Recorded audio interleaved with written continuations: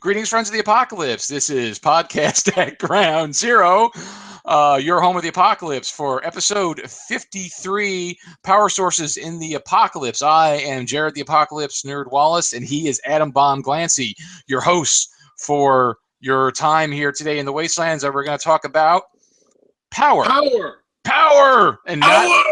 Ultimate power! Yes, power flows from a barrel of a gun, said Chairman Mao, but you can't run a fucking car on it, can you? Nope.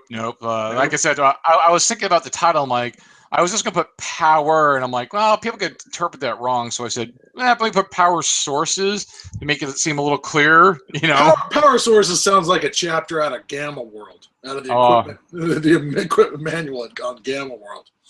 That's probably why it sounded like that. Because wasn't there a Mr. Fusion generator in Gamma World? Like there was a thing for like I somehow remember one of the equipments from one of the equipment kits was either like a battery recharger or there's like a power cell recharger that's like run off of solar or something.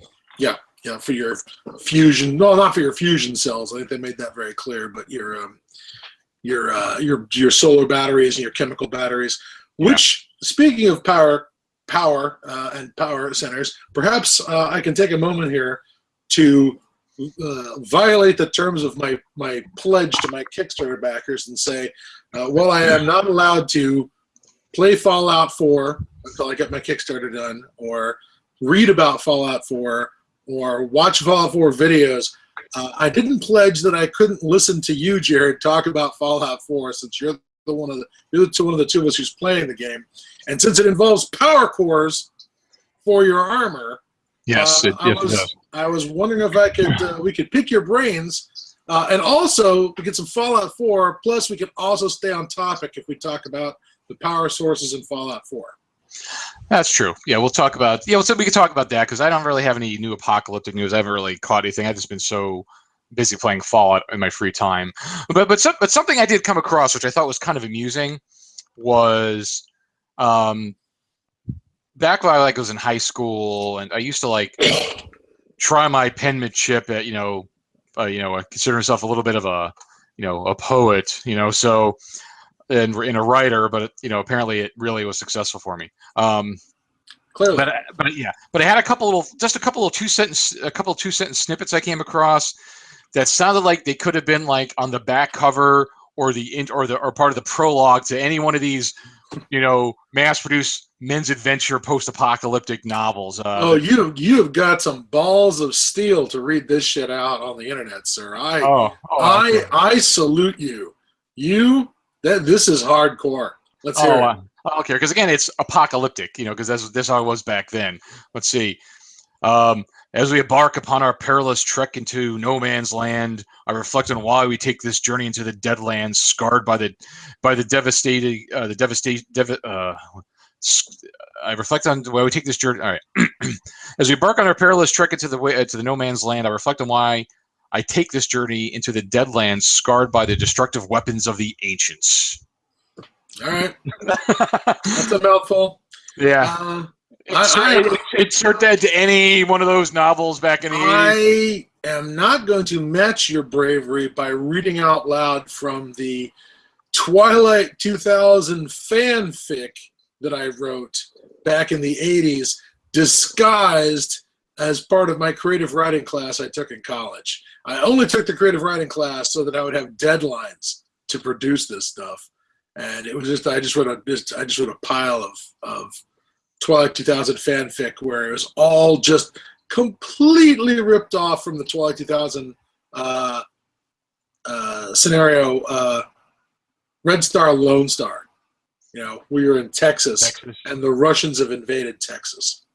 Oh, I have another one. Oh, okay. This one's worse. Worse. Dark, evil clouds ominously creeping over the horizon, giving the signs of an impending doom, greeted me upon my journeys.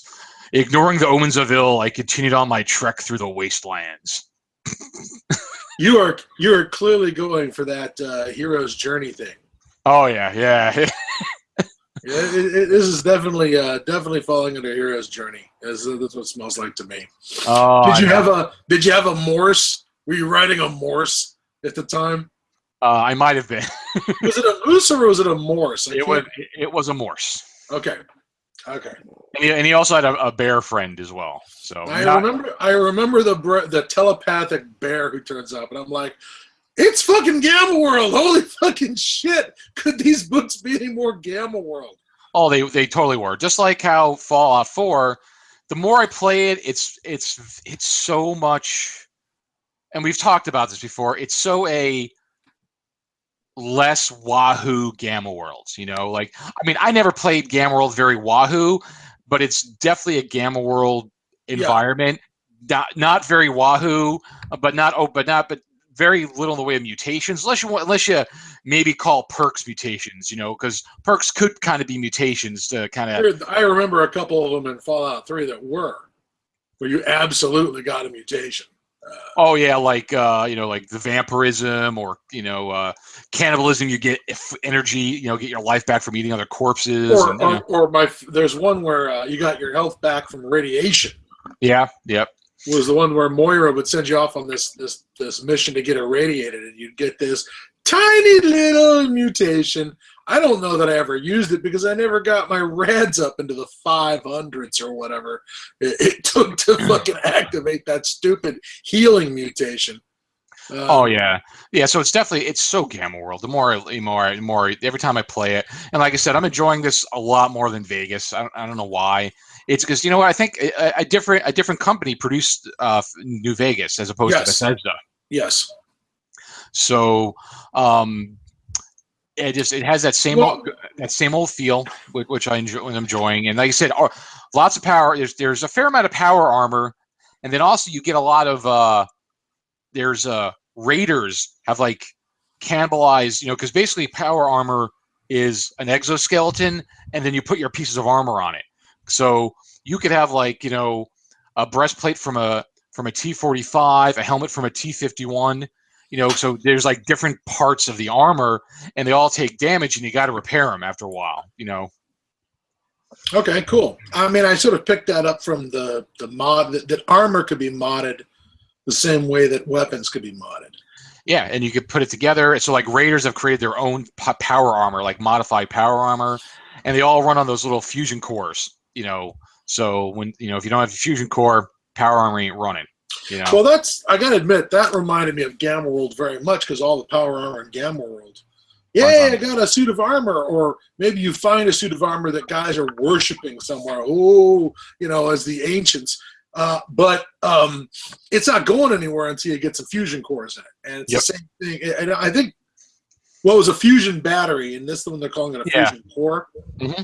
Yeah, because you can find fusion cores in buildings because they're running generators and stuff like that. So, do you end up cooking yourself if you handle them? Is there a radiation hazard to handle? No, because it's like a concealed cell that kind of like locks in. Okay. All right, because that would be just like extra fuck you, is that you're picking up these things and it zaps you with radiation at the same time. So speaking of other power sources, so the armor runs on fusion cores. Yeah. Is fusion core something you can make in the game? Can you mod a fusion core? I have not seen the ability to make fusion cores, but then again, I don't have, I'm only like 21st level, and I don't have high enough skills to get a lot of the skills on the perk chart. So yeah, so okay. I don't know. Maybe science will give it to you. I'm not sure yet. I'm just still working with a lot of low tech shit. Well, other power. Have you set up a settlement yet? Oh yeah, I'm building my settlement. I'm gonna have to once I finish it, I'm gonna have to use the game DVR to do like a walk through the settlement because I have double gates in the front. I have turrets everywhere in the front to deter, big walls, fences in front of the walls. It's kind of there's a river with like a little little jetty in the middle or like a little sandbar. I got fences put across there with some turrets behind it because you know what? If they're going to try to come up my wall, they're going to hit that fence first. They're going to run into turrets. There's another entrance in the back that I put another gate on, and I've been building up the walls and I'm slowly building the walls around it. All right. Well, clearly you're big on defense. How are you on self-supporting? If you got any, or is everybody everybody inside the walls eating their shoe leather? Oh no! I got crops, and I basically assigned every one of those fuckers to the crops. It's like pick crops, Oh, so you don't have to ask anyone to send you snacks. No, I do not have to have. If I can just give the survivalists up in. And I don't know that they're not actually survivalists, but they're actually idiots. But. They're hooked into the same networks. The fact that they're sending out for snacks, I'm like, okay, you're embarrassing yourselves, kids. You're really prepared for this. But no, you grow food. I got a windmill running some power for a few items. I have a couple of generators out by the river with some water filtration systems. So how do the Jennies work? Do you actually have to put a nuclear core in them?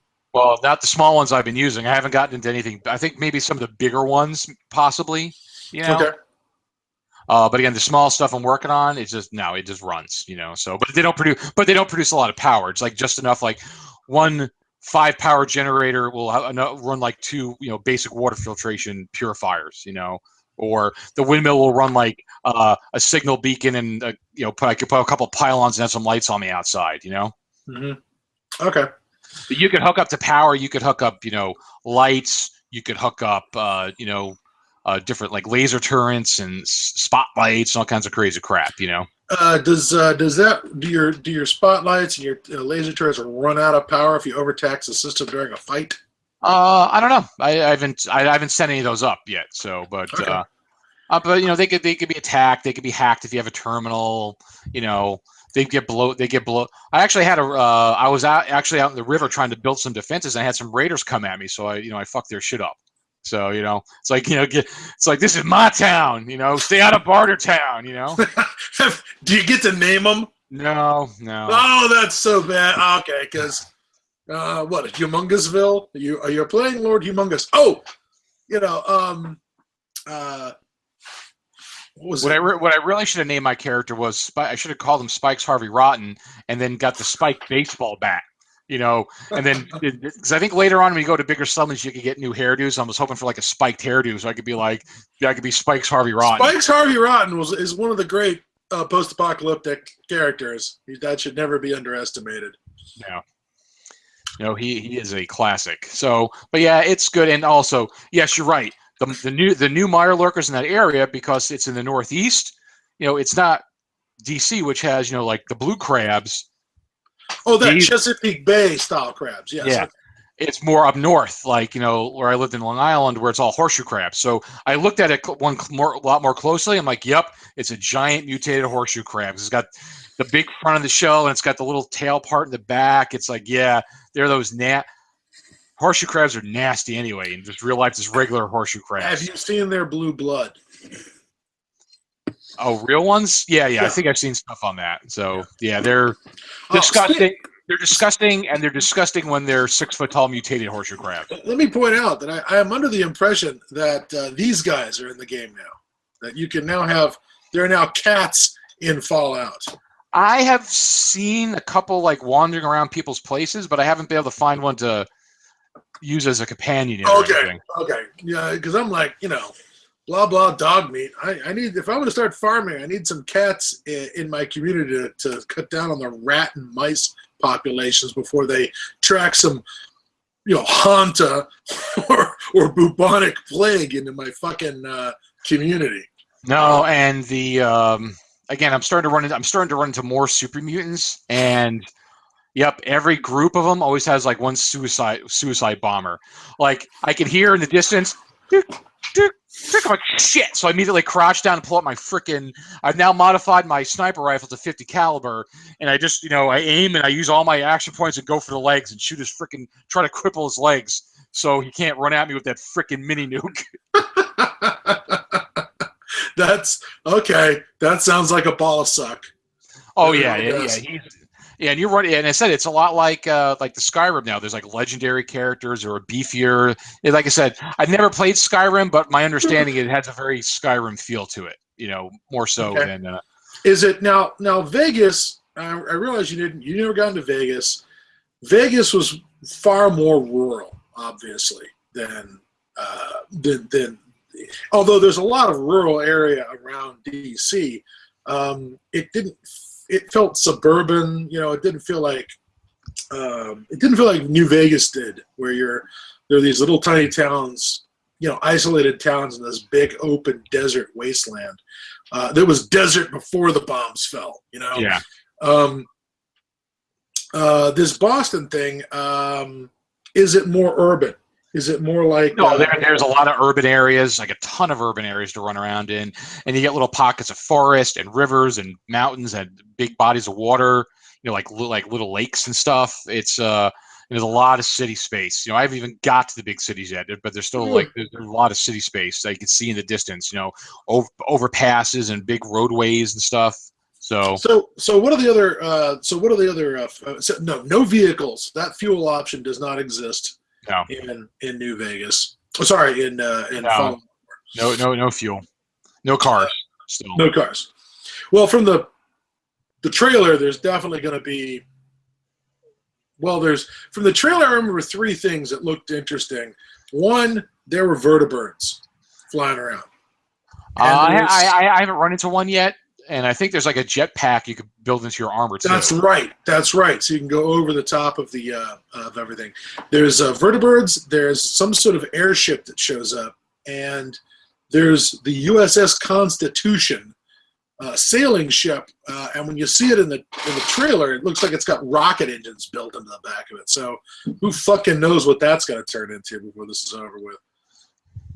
Yeah, I'll find out. We're all going to find out the hard way. That's exactly right, sir. All right, so let's leave the Fallout wastelands. Let's talk about, because again, it's a wasteland, and you need power to run things. So what's going to happen in the apocalypse when we have no power? Now, an interesting article I came across a number of years ago. It was an article somebody wrote about. He did some research because he worked for the Straight Dope, I believe. So, this is a good 10 years ago.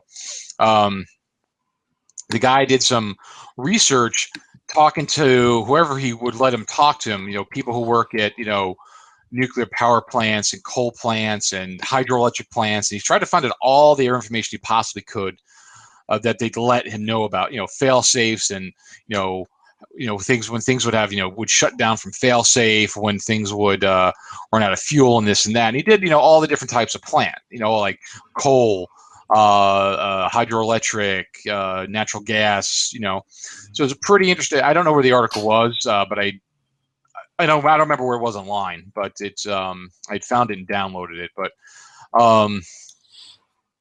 because at the time he had said that half of our fuel system electricity comes from 51% is coal-fired plants. Now, mind you, this is about a decade ago, so I don't know if that's changed much. But it says, that plants may, these power plants may start losing power in as little as 2 to 4 hours, and they could probably they usually have theoretically capacity ranging anywhere from 8 to about 24 hours of power in their hoppers and stuff like that. So, but they feel that what do you say? I'm trying to read through this here. You might get about 12 to 18 hours before you lose all your coal plants because they'll trip. The automatic shutdowns go. Now again, this is all assuming that they're unmanned. He goes into depth too about if these were still manned, if there's still people around, could they reconfigure resources where power is going and conserve, and you could potentially go months with still having power out of these generators. But the assumption that you have such a widespread, zombie apocalypse or virus plague or something, you're gonna lose a lot of power a lot quickly.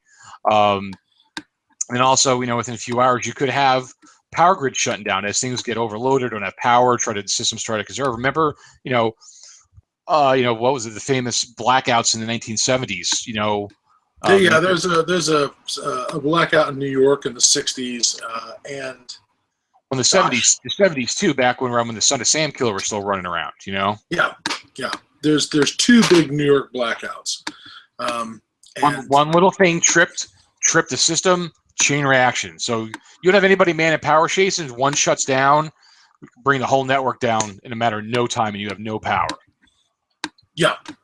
Now, the thing is that that presumes like that's sort of the front end of this idea, that as you're running out of technological society is winding down because our specialists are dropping dead or abandoning their posts to go home to their families, and people stop cooperating in big groups. That's sort of the front end of this. Do you remember the numbers on like each one? What one would shut down the quickest, and which one would shut down? Well, I'm looking at it right now. It's basically coal power would go out first, and that's like half our power system. Okay, it's coal power. You're probably it's just really labor intensive to constantly keeping the coal in the furnaces. Yeah, the hoppers and getting the fuel put in. Like I said, he said it could be anywhere. I think he theorizes 12 to 18 hours, and they could all be down. Nuclear power systems, which are about 20%. Again, this is all speculation on his part from his research, so it's not gospel. But he did some research on it. He said you're looking at nuclear power. It can last anywhere from a few days to a week or so. What's that? Oh wait, is that nuclear power plants? Yeah, without any operator response, because you got to constantly, especially nuclear plants, you got to have somebody constantly monitoring. So in about a week it could shut down. Now that's a week without any monitoring. It shuts down, not it blows up. Theoretically, unlike 3 Mile Island, they have all these safety systems in place which will safely shut down these systems. They just drop the rods into the pile. What else is there to do? I mean, maybe I'm oversimplifying it, but I presume that's the plan, that these things just drop the rods into the control rods in, and that starts shutting down the nuclear reaction. One hopes. Yeah, because they're more stable and they have more control systems in place. So eventually they have safety things which pull the rods out or put them down. So, but if it's because they only need to get refueled like every 2 to 3 years. Okay. So if you had somebody staying there and maintaining and running it and knew what he was doing, you could have power for a few years out of at least a couple of years out of that. Yeah. At least in your area. Hydroelectric plants. It was another one.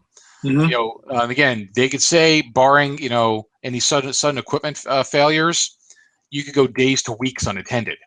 If it's unattended without being shut down, they'll shut down. Because you could have stuff get into the turbines and shut the whole system down, but that could go for days or weeks before the safety systems would eventually shut it down for whatever reasons. Yeah. But if you have natural gas, could last. Experts asked pipelines. Most regions will maintain pressure for about 1 to 3 days without human intervention before you lose your natural gas fuel systems. So I mean, it's pretty significant. He felt the bottom line. Within 4 to 6 hours there'd be much scattered blackouts and brownouts. In 12 to 24 hours, most portions of the United States and Canada would be out, with rare service pockets maybe near hydroelectric sources. Also not barring any places that are solar power or wind power. So when it all goes down, we're basically you're gonna, unless you have somebody who can maintain those systems, keep them running at least for a little while, we're gonna lose our power fast. Very fast. Now, one of the things about this that you mentioned, all these power sources, I don't know about natural gas and its ability to be stable, but despite the fact it's incredibly toxic, the fuel for your nuclear power plant is going to be good for just sitting around. Oh yeah, it's going to be good for centuries. Coal, just sitting around in a big pile or in a big bin, is going to be good. I don't know, forever. Gas under pressure in tanks, I'm not sure, but I'm betting that it's not going to degrade. But we have learned that gasoline will degrade, which was very depressing from a post-apocalyptic fantasy point of view. Well, and part of the reason is because it's not just pure gasoline. A lot of the other, because it's processed. And now that I was trying to read up on it, and nobody really had a definitive answer like, here's the expiration date, like a Twinkie. There was no, because a lot of it depends on how it's stored, where it's stored. It is, because a lot of it is that a lot of the components of it will break down. And then break down because it's been processed and there's additives. Those additives will start to break down. Yeah. Now the Strategic Petroleum Reserve of the United States government is unrefined petroleum, correct? I believe so, because that's the only way you could really store it long term. Because once you process it, it'll start to break down. I've been reading things, people saying like, oh, I've had gas sitting in here for a couple of years and it still kind of started and worked. Again, depends on the kind of, also the seal, again, it's going to break down. It's going to lose octane. It's going to create materials that could create sludge, into engines. Also, a lot of newer fuels now have a lot of ethanol in them now. Yeah. And ethanol absorbs moisture. Moisture causes problems in engines. Like if you have it sitting in your fuel tank, you'll get oxidation, and that's a big problem. Yeah, I hadn't considered that about ethanol. The classic Twilight 2000. Run your Humvee on an ethanol thing. I never considered the idea that could ethanol sitting around there could be a water problem, and that's going to fuck with your engine. Oh, yeah, but they're using their stuff constantly, so you don't really have to worry about that. But sitting on huge tanks of it, because also they said, it all depends on how you store the gasoline, too. If it's open air type containers, it's not going to last as long as, like, saying being in a sealed system. Like airtight, the less air, the better, before it breaks down. So, again, I've seen anywhere say it could last for 6 months to a couple of years before it breaks down. Again, processed gasoline, not raw petroleum. Yeah. So the question now becomes: all right, we're out of. We know how fast the power is going to go away when we start running out of people. We start running out of order. Whatever your post-apocalyptic, scenario is, the big thing is you start running out of, people. That seems to be key to any apocalyptic scenario.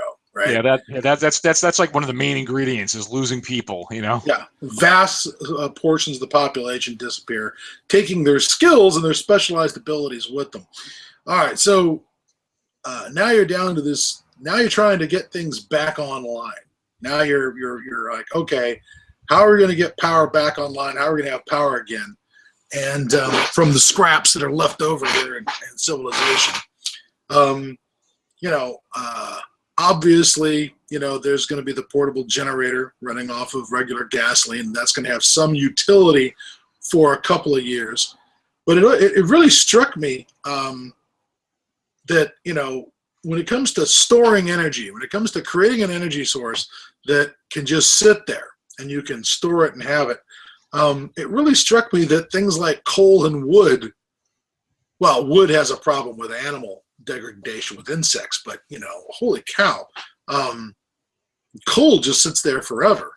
If you're looking to warm your cabin or cook your food or your coal-fired stove or your coal gas run engine, I guess you could do coal gas like you do wood gas for engines. Apparently, Django agrees. Yeah, but, yeah. I've tried running things around here using cat power, and so far that has failed in every way that it can possibly fail. Cats aren't power. Cats have the power. Yeah, well, there's that. There's that too. Well, yeah. The thing is, you could use your coal and your wood and everything on very small scale. Like, okay, maybe you could, make a small, coal plant maybe just for your little couple of houses, or to coal to produce steam, steam power, but on a large scale to populate a whole sector, those days, until we have high technology again, because that's the thing with all this is you might have a lot of petroleum, you got to be able to process it. And the process, you need power on top of that. So you need gas or some other fuel to process petroleum to make more fuel. You also need to create nuclear material for maintaining hydroelectric plants. So a lot of these things will eventually fail and break.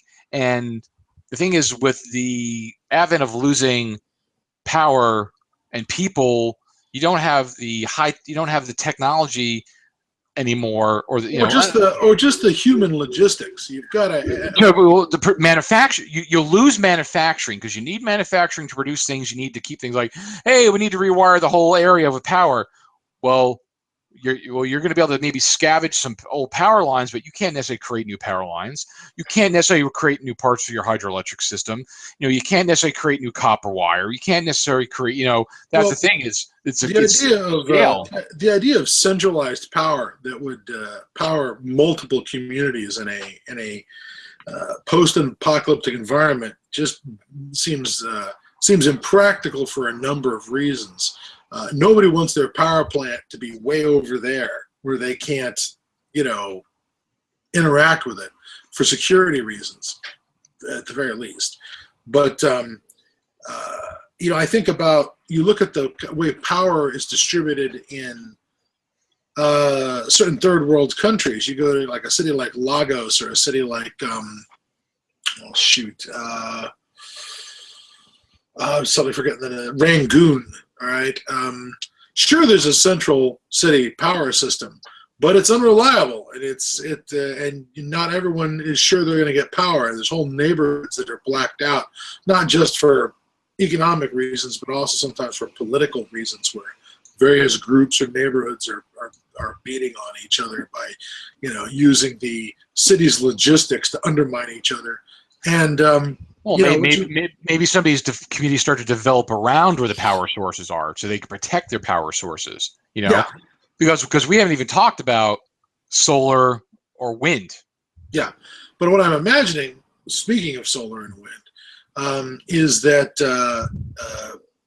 that power is going to be a matter of extremely dispersed generation, because you're going to have such small.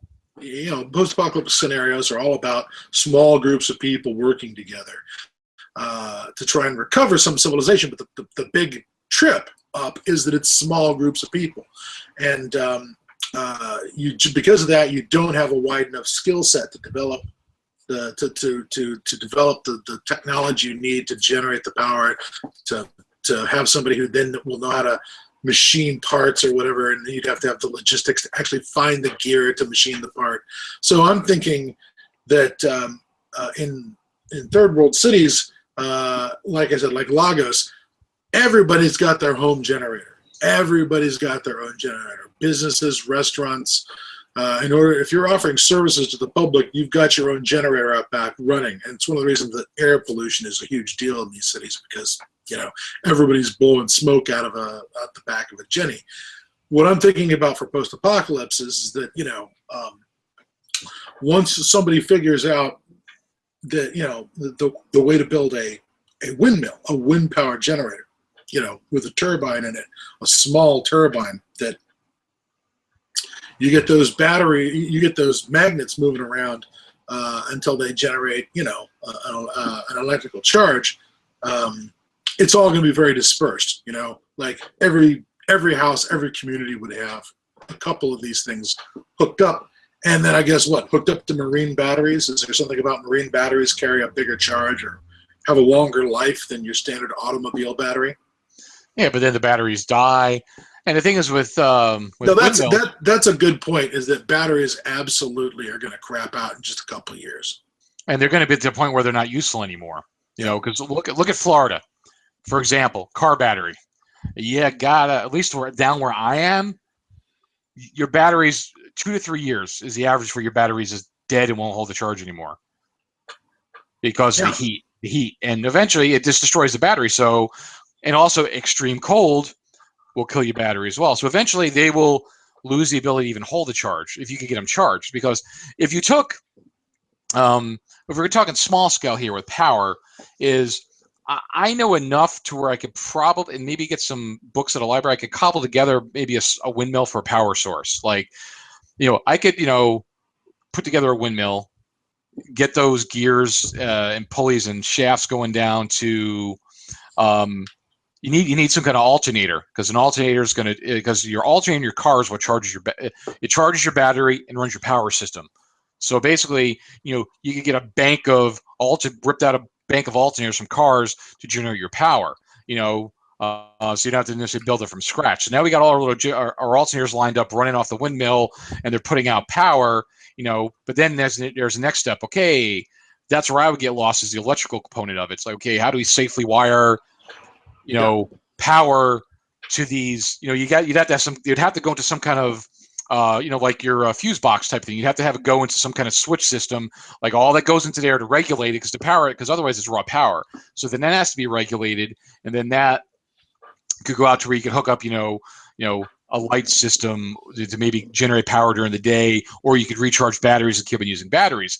That is something that could definitely happen in the short term. If you could just get somebody who knows even a little bit about electricity, power, you get some kind of handyman, they could probably cobble something like that together. I could do probably most of that system, but not all of it. I would need some help with it, but I know enough to where I could get it started, maybe find out the rest. So electricians, could be a key people to make sure stay alive. Yeah, well, I'll be sure to keep close contact. My friend Scott Jordan, who put in did some wiring in my house a while back. We're having a small scale move apocalypse with a rehab apocalypse going on in this house at the moment.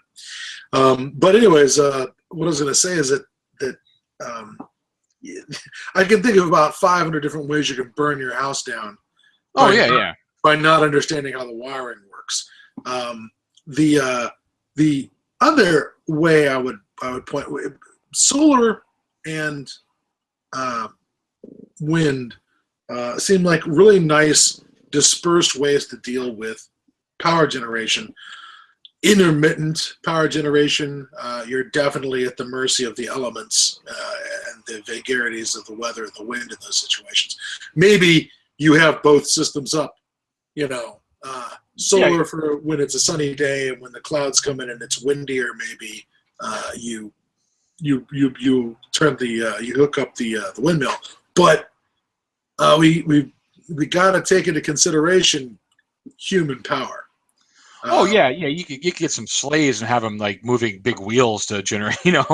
Yeah, there's the guys doing the hand crank on the elevator in Bartertown. There's the kids walking on the gears at the Citadel to move the elevator, and the big gear crank thing in the Citadel in Fury Road.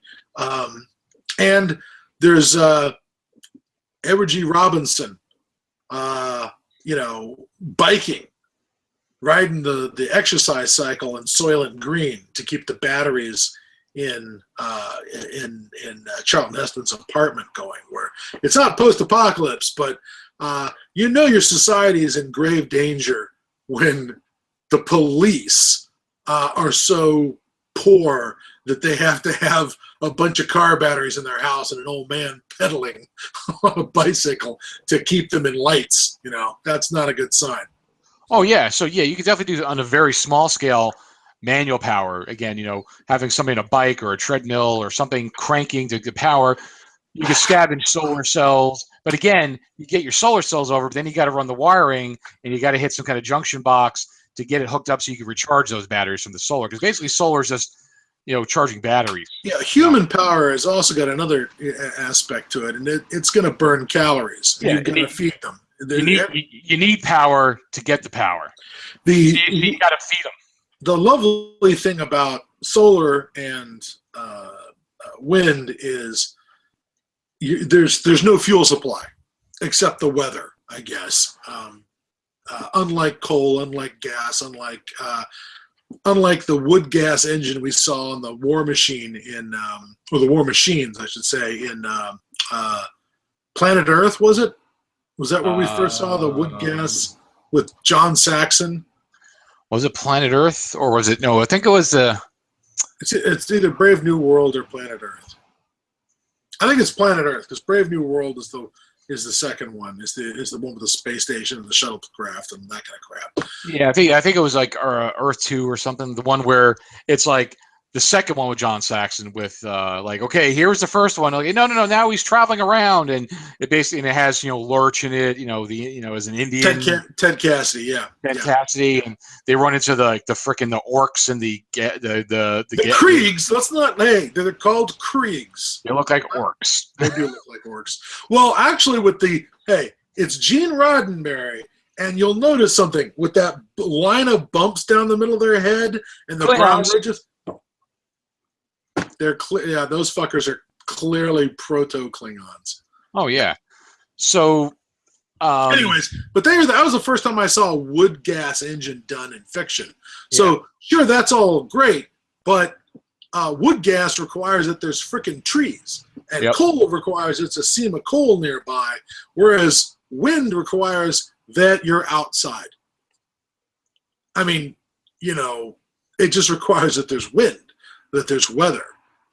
Where do we not have wind? Yeah. Well, and what would be a good thing too, but this is a major industrial thing, is, you got like up north, you have it on the desert, up in Washington, those giant farms of these massive windmills. So they're generating power.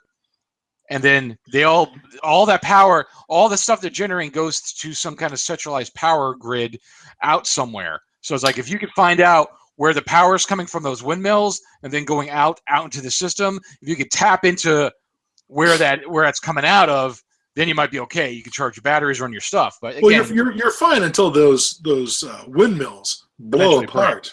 Yeah. Oh yeah, eventually. And the big thing to remember about that is all the lubricant.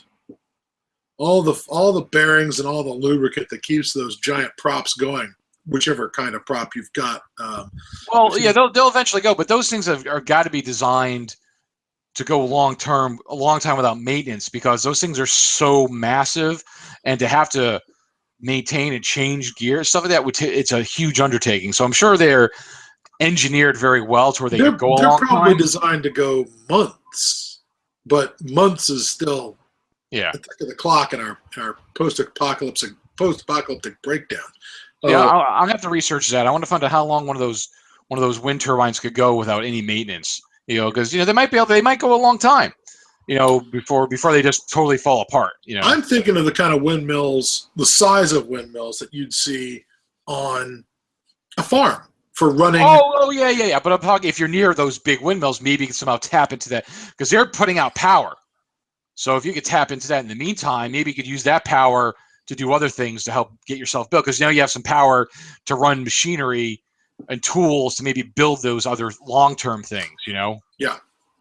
One of the bits they did in Jericho, the TV series, was there's a whole bit involving the creation of windmills.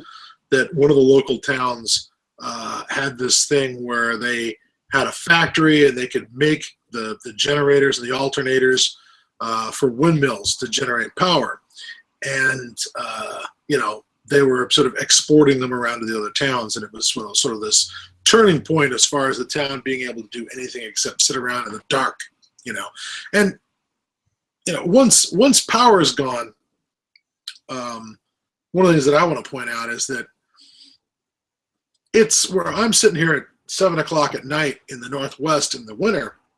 It's been black out since 4:30, 5 o'clock out here. It is absolutely black out. Once your power is gone, your culture changes. You go back to that culture where you're up at first light and you're down when there's no light. And if you had any fantasies about reading anything other than a technical manual, while trying to figure out how to wire a junction box based on something you found at the old library, thank God they didn't put all the books in the library on digital format. Because if that's the case, we really are going to go right back to Lord of the Flies in one generation. Oh, absolutely. And also, that's when also other skills will come back. People are going to have, you might get the central housing where you might get people like a fireplace, or, like everybody gathered in the common room because there was light from the fire, or people might start learning how to, people are going to do a lot of scavenging for candles so you can see around at night, and or learn how to render fat so they can make those candles. Well, that was one of the things that I remember from the colony. Is there's 2 colony episodes that involved fuel and energy that stuck out to me. One was the guy who tried to build the wood gas generator, right? Yep. And the other one was the guys who they found these rotten hog carcasses or something, and it was like, oh, these are useless. And somebody realized, if we render the fat out of these, we can burn it. That it is fuel. That that the lard could become oil, and we can use it. I think they rendered it like diesel. I think they could almost run it in a diesel engine. Like, what are these things made out of? Fry cook, the recycled fry oil, where your car smells like a bistro or an Italian restaurant. But that goes back to diesel engines, and one of our listeners pointed out, and I mean I didn't mention that Daniel Puckett. We met him at Gen Con, and he's right. That's because we talked about it when we came to transportation. Is like, well, what kind of vehicle do you want? Well, you want a diesel run engine, because that could run on a multiple of fuels.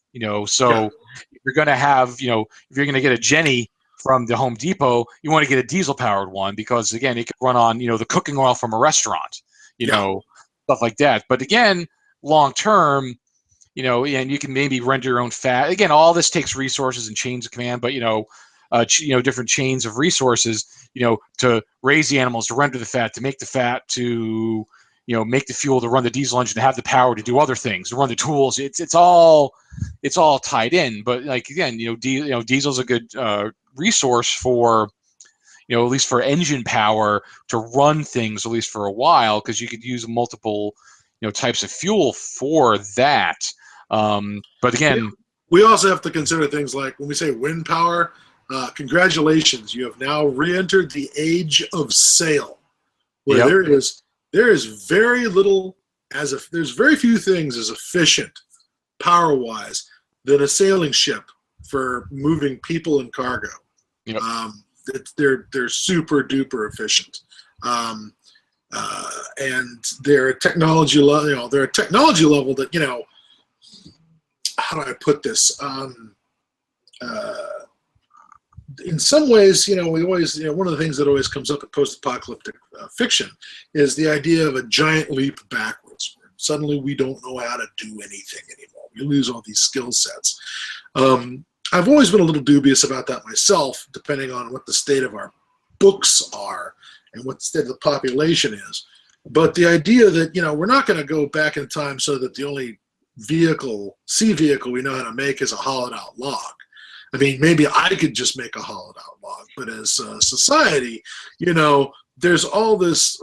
We fucking infected the sailing ship before we moved on to, and we've since continued to in various ways, perfected the technology of sailing, even into the age of coal. But that's a massive skill set to be able to put a frickin' the Nina, the Pinta, and the Santa Maria together from scratch. You got to have the manpower and the skills to do it. I was going to say Mayflower, but yes, you have a huge industrial base, a huge pile of people, and there's not much.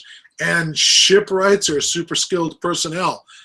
They earned something like a middle class living in the Renaissance, the Age of Discovery. They weren't just Joe Peasant, right?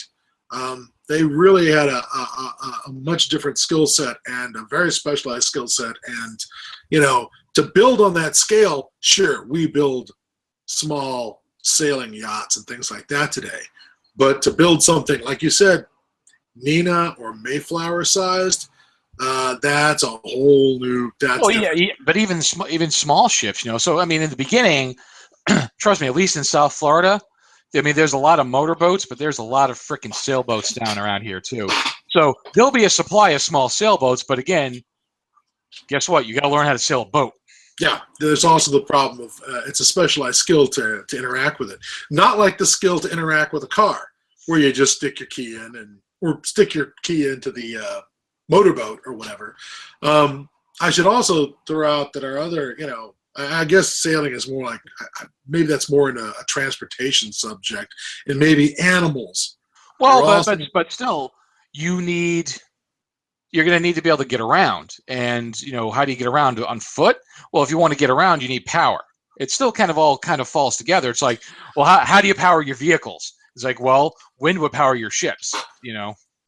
If you're moving something big, it's probably going to be animals, and if you're moving something small, it's going to be bikes. We've already had that discussion where the bicycle and its ball bearings there in the gearbox become the most valuable thing in the world because, all you need to do is get on it and start pumping the pedals. Yep. Even if, here's my question that we've never answered, we never seem to answer this question is, do we know what happens with solid rubber tires on a bike? Oh, it's like having solid. Are there solid rubber tires? Oh yeah. What happens to the bike? Do you end up banging the spokes up because there's no give in the tires? Yeah, there's no. It's like if you had solid rubber tires on a car. There is no. You lose a lot of suspension because part of the suspension and the ride that you have on your vehicle like a car is because of the air-filled tires. So it gives. Same thing with a bike, on a much smaller scale. So it would be a rough ride, and it would probably rack the crap out of your balls, with a solid rubber tire. If you could get a solid rubber tire.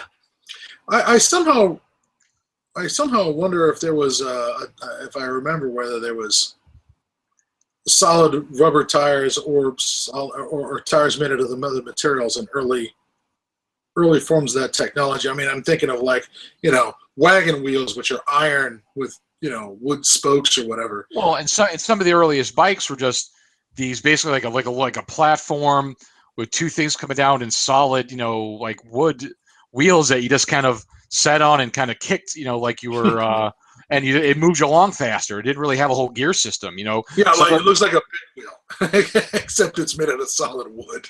It's like, basically it's like a, platform, two wheels coming down, and you didn't pedal. You just basically push your feet along it, but it kind of moves you along quicker because, it's basically, on your bike when you push along with your feet, but, that's something that could be made, or even if you didn't have, the gears broke, you just ride on the rims, I don't know, maybe you find some Fix-A-Flat and fill your bike tires up with Fix-A-Flat, so at least it's got some kind of squish in the tires, Well, that's more getting into transportation, I guess. When I think, but still, animals, instead of animals can certainly be used as power for turning things like a pump, or a grain mill or grain. Oh yeah, wheel. well, grain mill. Yeah, well, those things could, because like grain mills are, if you're by a that's where those water wheels.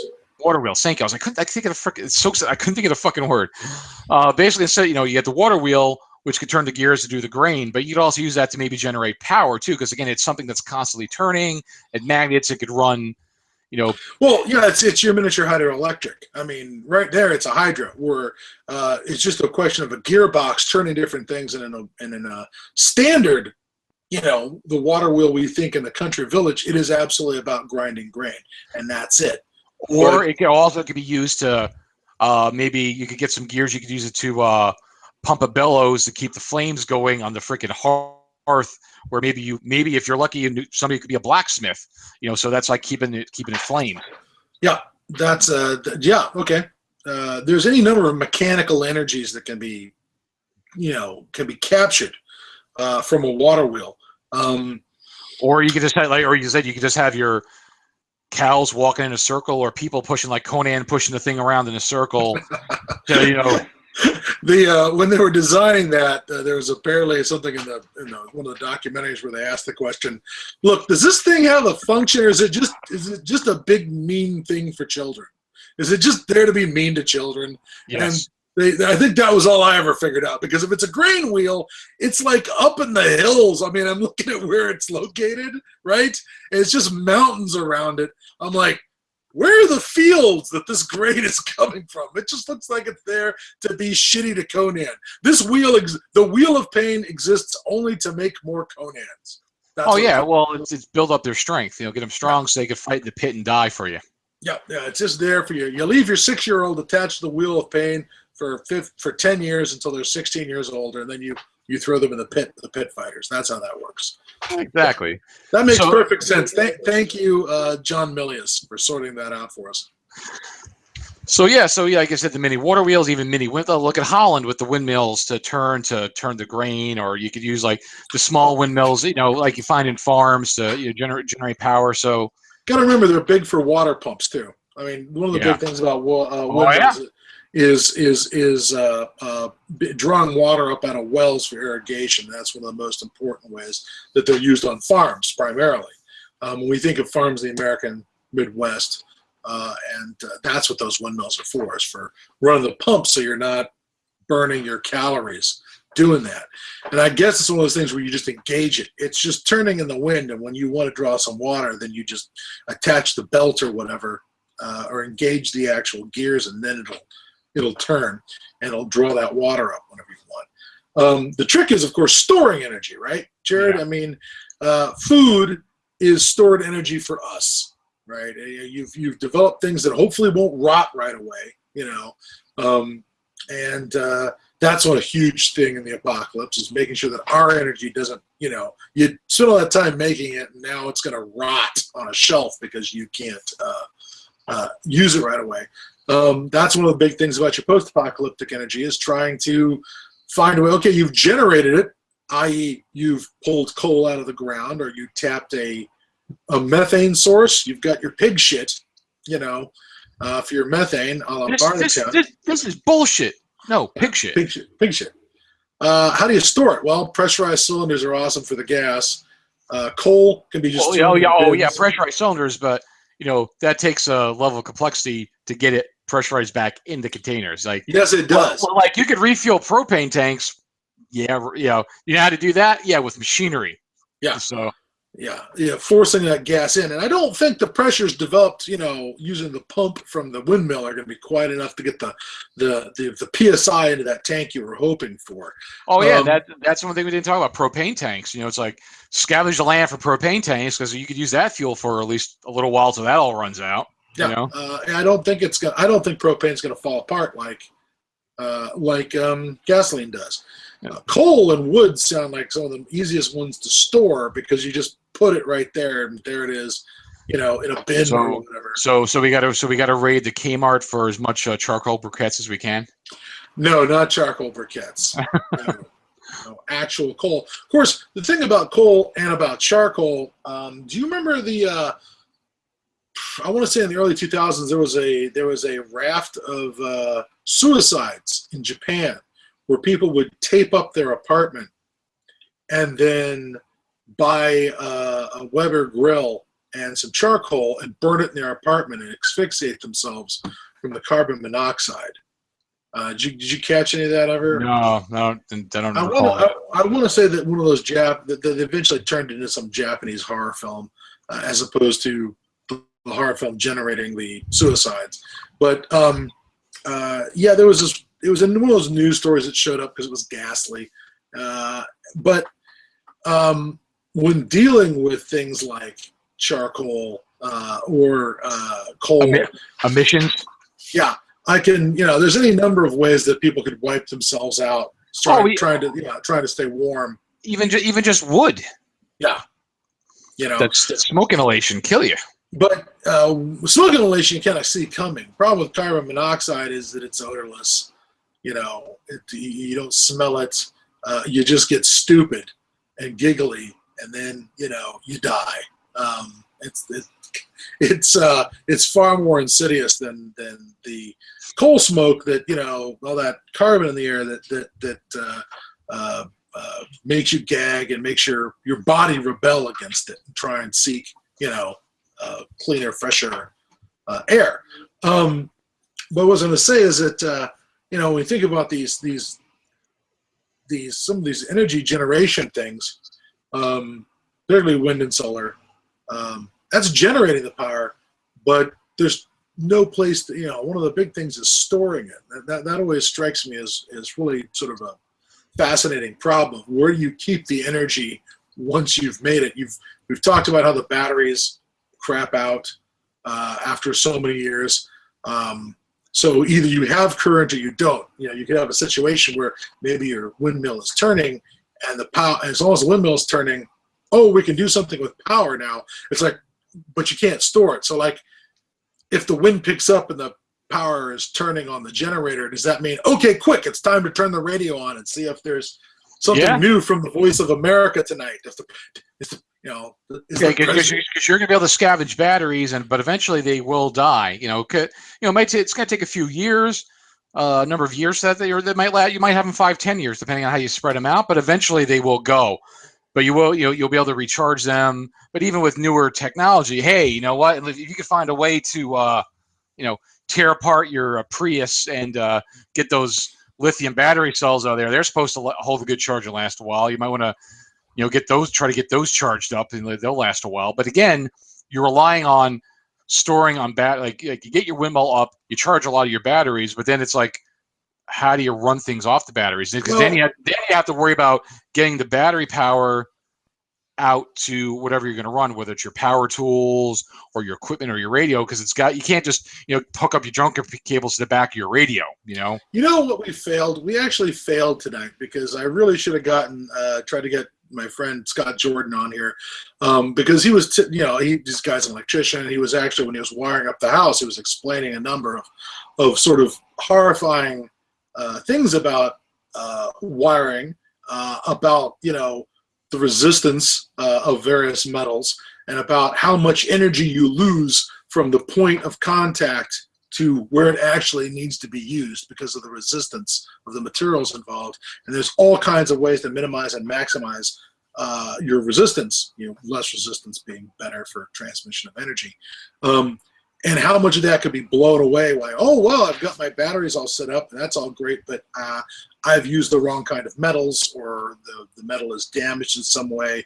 I've built this resistance somewhere in the system, and it comes to nothing. Again, you could do all these things and maybe have them be a power source to run a generator or something, but because maybe you could hook up, charge the batteries in your electric car, and your electric car could start, and you could have that run and power things. But again, you need to have somebody who has that knowledge, because electricity is not something, even if you have a rudimentary understanding of how power works, AC, DC, to have to read that, try to figure that, learn that in manuals, that could be a deadly prospect. So yeah, well, I want to point out that when it comes to old-fashioned car batteries, as opposed to the batteries you'd find in your Prius, just your standard car battery. I worked for my dad when I was in high school, and he owned a auto supply place. And one of the things that a warehouse, one of the things that he would always do is he'd try and salvage batteries that had come back as failures, and we would hook them up to this charging stuff. We would test the batteries, and one of the things that would happen every once in a while is, because what you got in your batteries, you've got a piece of lead dropped into a bath of a weak solution of hydrochloric acid. But it's hydrochloric acid, and when you're running these batteries, or charging these batteries, sometimes those hydrogen atoms detach from the acid and build up like hydrogen gas inside the battery itself. And if you have a spark while you're dealing with all these connections between one battery to another battery, you can have a hydrogen explosion, which will blow the batteries apart and splash hydrochloric acid all over the place. Now, it's a weak solution, but you don't want it in your eyeballs when there's no such thing as going to the emergency room after the apocalypse. There's all kinds of ways that this can go horribly, horribly south on you. And even older batteries, like not newer batteries, but like I remember even back when I had my first car in '87, car batteries, you still had to check, put water in them, because the water would run low in batteries too. Yeah. Now I think more modern batteries don't necessarily have that, because I don't have to check water in the battery anymore. But older batteries used to do that. So it depends on what you find. That's what I was familiar with. We had to check the water levels in the batteries and check the solution, the how much it was water and how much it was hydrochloric acid. To make sure that the solution was strong enough to interact with the lead plates. And you can make your own batteries too. I mean, well, look at, have they found evidence that the ancient Egyptians had a rudimentary battery? Well, they used it for electroplating.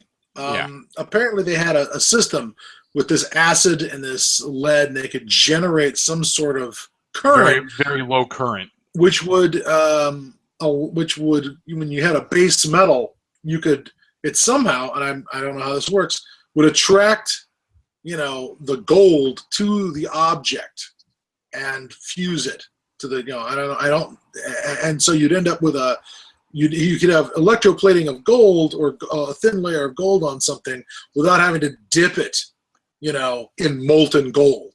And I don't know which culture that was, whether it was the Egyptians or whether that's Mesopotamia. But, yes, they did have that option, and they did find a use for it, even if there wasn't an incandescent light bulb. And let me just say this: whenever we talk about power and what we're going to use it for, I keep thinking about, how long these light bulbs are going to last. I mean, well, that's it as well.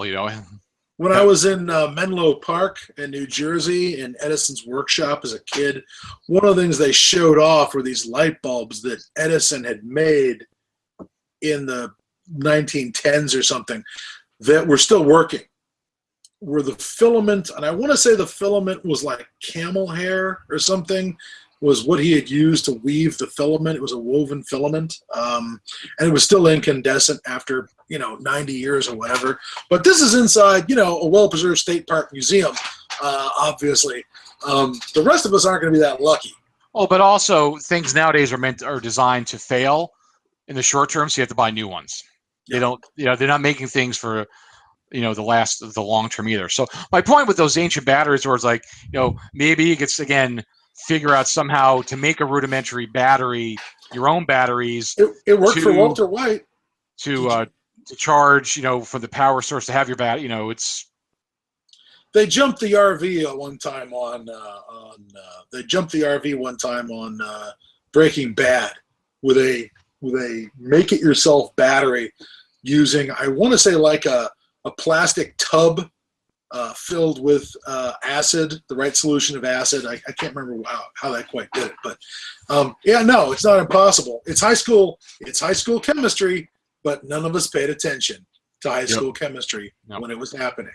So like I said, a lot of the key of it is, like I said, is having somebody with the knowledge to put these things together that we talked about. So basically we're going to be, getting axes from the Home Depot, chopping some wood, and me make fire. That's about the extent, that's my skill set is I think I can carry things. I can move. I can shovel. I have a shovel. Does that count? It does.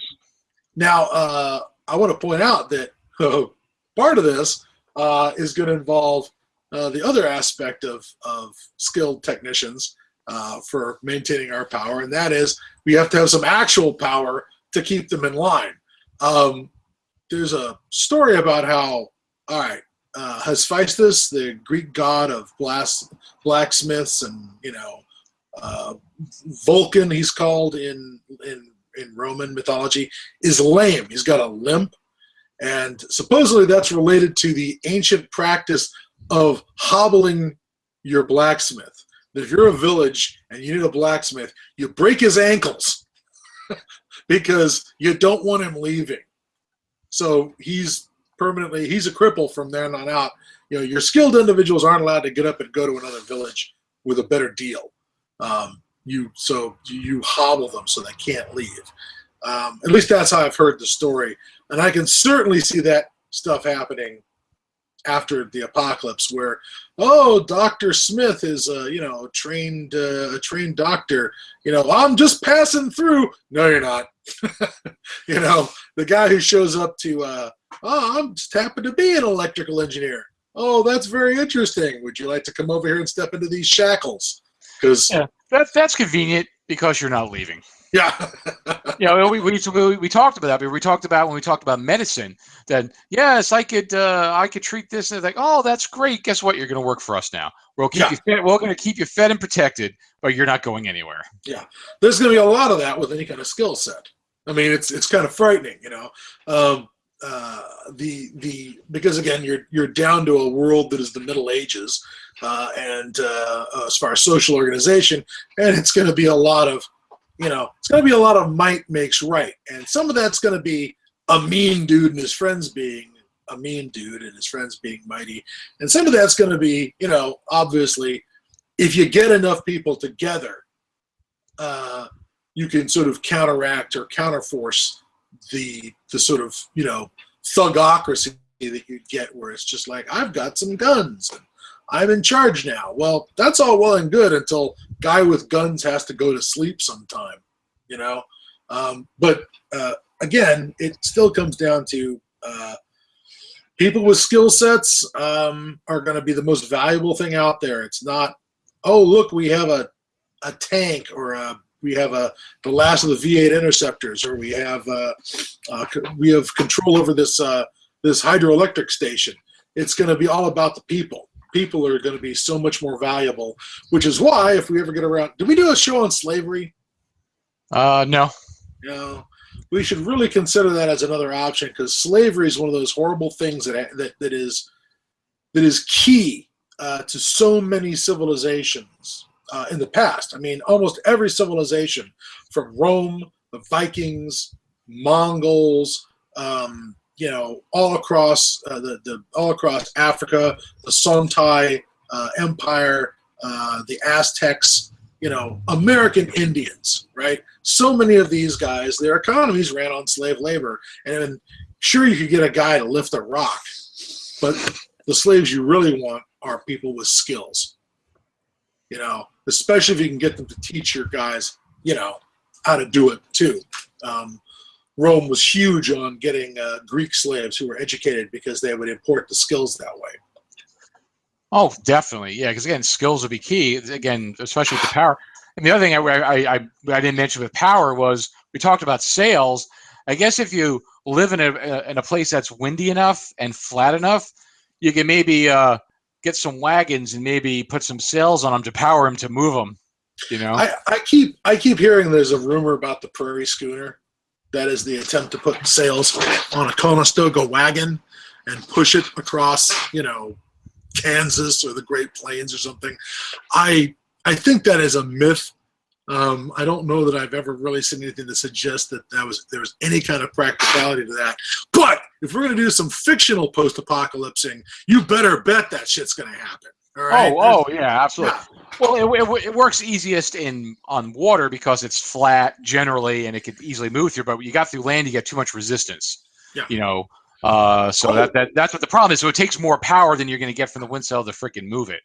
One place it could work, depending on how much of it is left, I would throw out as rail lines, because there's this whole thing about the efficiency of a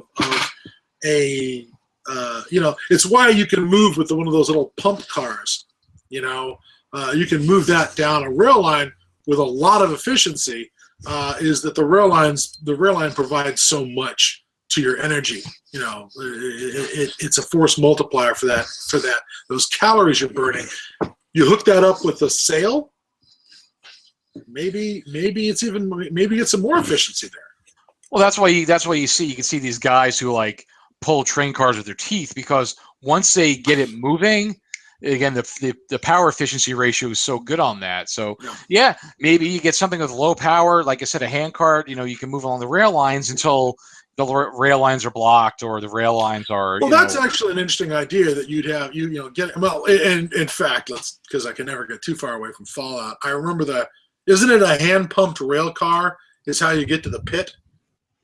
Is through an underground. It's through an underground rail line. It's been a long time, but I believe so.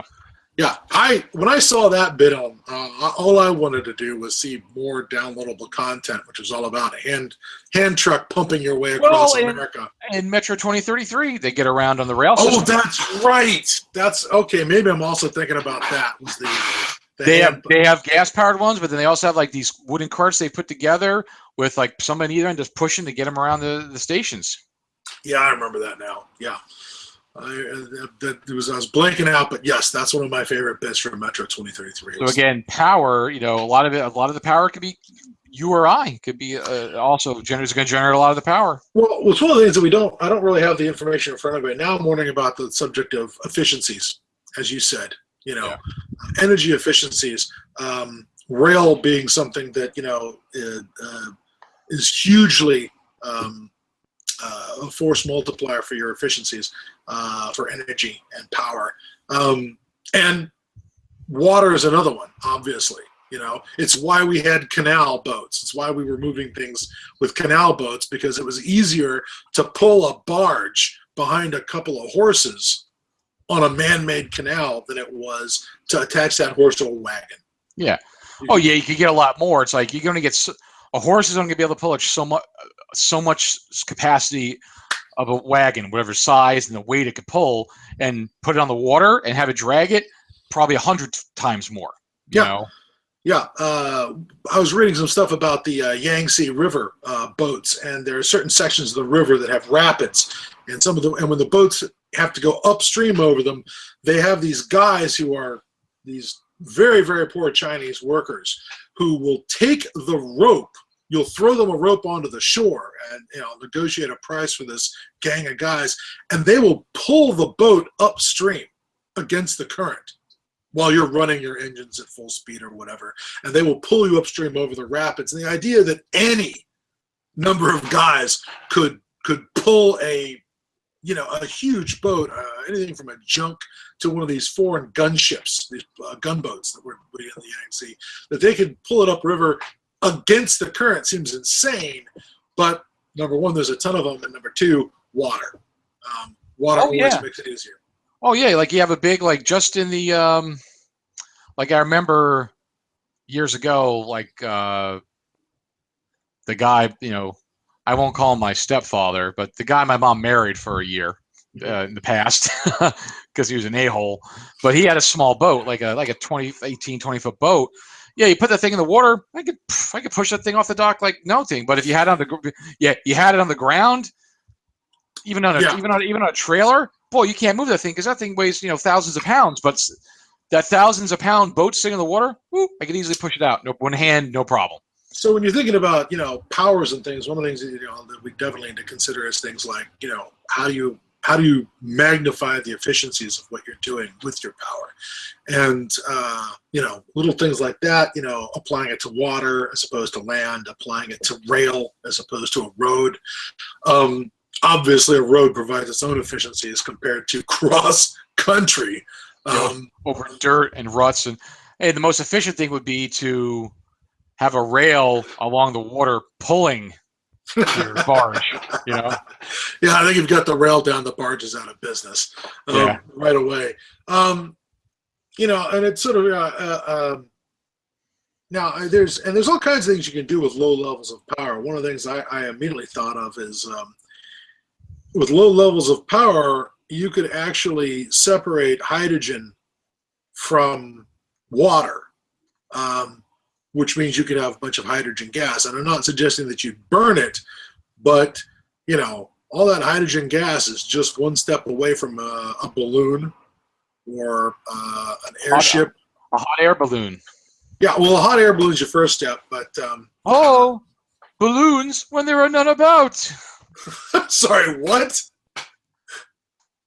Monty Python sketch with the golden age of balloon, the golden age of ballooning. You go around saying, "Oh, there are balloons when there are none about." Yes, the Montgolfier brothers. Oh yeah. All right. So, anyways, what else have we got? Are we rambling or are we rapping? I think we're rapping. No, we're talking. I mean, no, it's just, again, it's the natural flow of conversation. We talk about the different things. Yeah, we didn't think about that hot air balloon. So, hey, you might be able to use the hot air balloon to somehow generate power, or like that. The hot air is going to power your hot air balloon because your hot air balloon maybe be able to transport things or do other things with it. Because I don't know. You might be. I'm actually having the weird thought of okay, this is total steampunk bullshit, but if there's a hydrogen balloon attached to a rail car, does it reduce the weight of the rail car and therefore increase its efficiency moving it? You're not allowed to talk about steampunk on this show. I know I'm not. I'm sorry. Sorry, Victorian sci-fi. That is a sin, sir. It seems a little Tom Swift, but okay. Am I wearing brown? Do I have any brass gears anywhere? Sorry, I just realized I was wearing brown. That must be. Oh, you're halfway there, sir. Oh God! They just put on a pair of goggles. You're all set. Sadly, my wife's pair of goggles is downstairs. I would love to be able to just reach over and put them on. Like, it's too late for me. Go yourself. Air power and steam. Well, let's we didn't steam. If you could build some kind of pressure system to create steam power, so again, somebody who has engineering skills, a skill set to create steam power, to be able to move your cars, move your gears, move your generators. Like, you can't run your generators on gas, but maybe you could create steam power, because steam power is just, because that's basically what a nuclear generator is. It's steam. It's steam power. Except the fuel isn't coal. It's nuclear. It's nuclear and glows in the dark. Well, some of the very first ship engines, when we were converting from coal to petroleum, some of the very first ship engines weren't giant diesel engines. What they were was petroleum powered. I mean, for smaller engines, it was like a submarine or something. It's diesel powered submarines, or in some horrible cases, gasoline powered submarines, because the gas fumes would get all through the submarine and make everybody crazy, like literally deranged. But big battleships and things, when they started getting rid of coal in World War I and converting over to petroleum, it wasn't a matter of a giant diesel engine. It was a matter of a bunch of petroleum being used to heat a boiler. So it's still steam. There's still steam turbines making that engine go, despite the fact that your engine was diesel. Well, it's just your fuel source. That's, like I said, nuclear power is just a steam. It's a fucking steam. It's a steam turbine, because the nuclear power, same thing with, wood heats the water, which creates the steam, which turns the turbines, and then the turbines turns gear to generate power. Same thing with a nuclear reactor. The nuclear fusion heats the water, creates the steam, turns the turbines. So steam power may be able to come back to, whether it's, run your rail cars or your generators, whatever the case may be. So, again, if you have somebody who has the knowledge to construct those, you might be able to get some steam powered generators to produce your electricity. What I'd be interested in finding out is what's the smallest steam generator, because when I think of Robert Fulton's, very first steam powered engines, how, and it's one of the problems with steam, particularly coal powered steam, is, it requires a huge fuel source. It's not as compact and efficient as petroleum or gas or some of these other things. But what's the smallest steam engine you can get? I mean, I remember there was that small steam engine that turns up on Jeremiah, the first pilot episode, where the local warlord who's camped out in the high school has got some guys, her nerd squad, which are working on getting a steam engine going, and it's not big, but it gets the power on in the building. It was enough to light the building.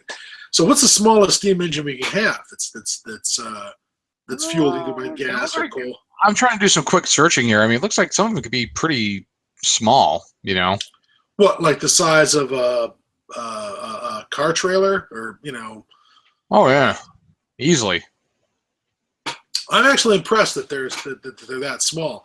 Now, again, there's a difference between scrounging an old steam generator and and building one, where you need the industrial capacity to be able to smelt metal and rivet. Oh, well, again, that goes to the problem that I talked about earlier. Is we've lost industrialization, so we don't have the production values to produce the giant boilers, to the power, the copper, the wiring, all that stuff is gone. the sort of one of the tropes though of post-apocalyptic literature and post-apocalyptic stories and such is the idea that you cannibalize the old world. The old world dies, and you cannibalize the remains of the old world to give you that leg up over that breach, so you don't have to go all the way back down to the Middle Ages where it's just blacksmith technology,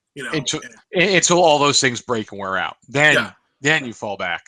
Yeah, but you use the stuff from the old world to get you over that gap, to create a world where you can, instead of having to just devolve all the way to the Middle Ages, you use that stuff to build a 19th or 7th or 18th century world, right?